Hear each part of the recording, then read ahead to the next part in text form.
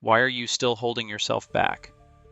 You have everything you need inside you to be great, but you have to be willing to fight for it. The question is, are you willing to do what it takes to find your greatness? Because nobody's going to give it to you. I've learned this the hard way. Life doesn't care about your feelings. It doesn't care about your excuses. It only cares about your ability to show up, no matter what. If you want to be great, you have to show up every day, whether you feel like it or not, and you have to bring your best. You don't get a pass. So stop waiting for motivation. Just do the work. And when you do, you'll realize something. You're stronger than you think. You can take more than you ever imagined. You can be great, but only if you choose it. It's all on you. Who you are and what you need to fix. You face your past, you own your mistakes, and you learn from them. Never be ashamed of what you've done. Own it, fix it, and move forward. If you can't get past your shame, you'll be stuck. And that's where most people stay. They stay stuck. Building a person who can withstand the pressure of life is not easy. Trauma will come. Devastation will come. And when it does, you better have the mental toughness to maneuver through it quickly and keep moving forward. Too many people allow their trauma to become like a Jersey barrier, a permanent wall they can't get past. That can't be you. You have to develop resilience, a toughness that lets you bounce back from the darkest moments of life. You have to be tough enough to take the hits, but smart enough to move forward, not sit there and let it define you. Life is going to hand you suffering, whether you choose it or not. Unchosen suffering is inevitable. The pain, the loss, the obstacles that come out of nowhere, those things are coming. They're part of the human experience. But here's the truth. You can prepare for that. You can choose suffering. You can choose to suffer now in a controlled, productive way, so when the real suffering comes, you're ready. And that's what I've learned. Chosen suffering, doing the things that suck every day, is the best preparation for the things you can't control. Most people are weak because they refuse to get uncomfortable. They won't get off the couch, won't study a little longer, won't push past the miserable, the lonely, the hard things in life. And that's why they fail. It's why they stay mediocre. Greatness is easy to attain in today's world. Not because it's easy, but because most people are unwilling to do the work. They don't want to pay the price. They want the rewards, but they don't want to do what's required to earn them. And that's where I gain my edge. I choose the hard path, the uncomfortable path, because that's where real growth happens. You can't become something greater without breaking through the discomfort.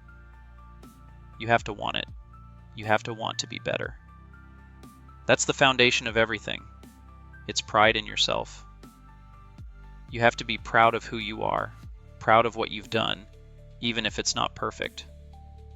Pride in yourself is the key, because if you don't have it, you'll always compromise.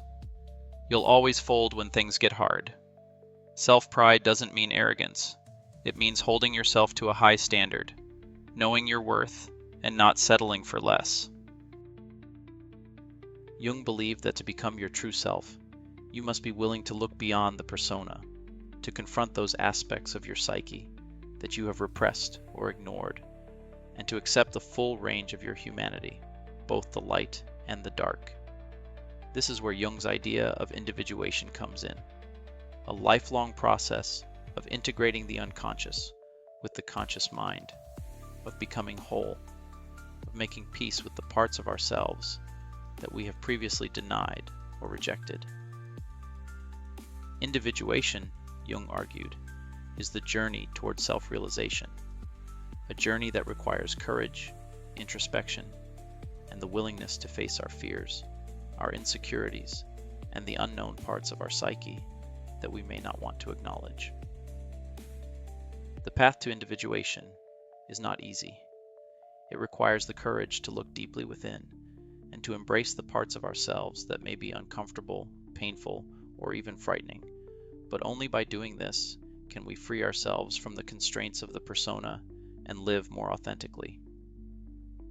Now, you might be wondering, how can this apply to our everyday lives?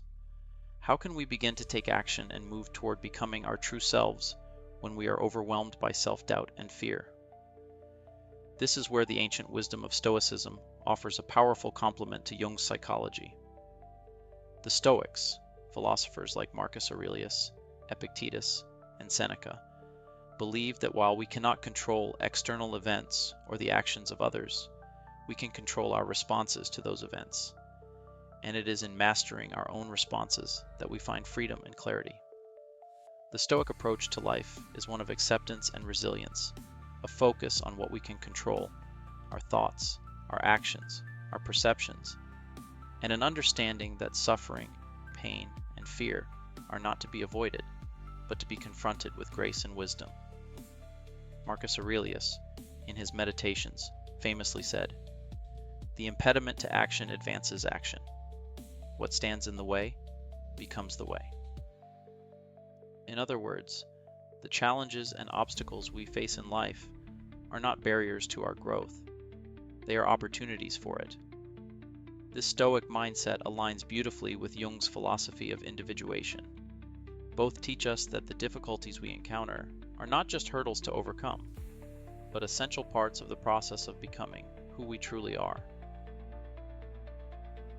In Buddhism, it is the Buddha, whose enlightenment shows the way to transcend suffering and attain a higher state of consciousness.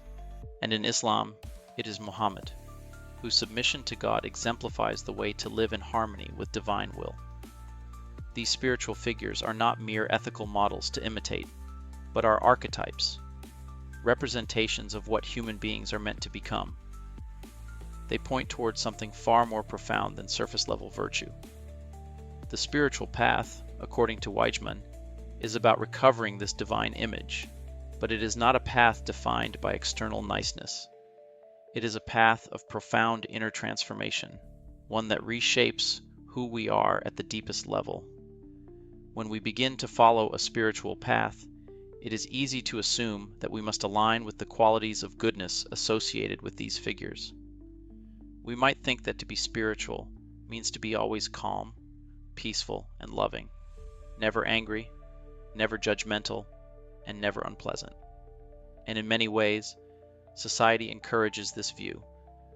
The spiritual person is expected to be the one who radiates warmth, compassion, and understanding.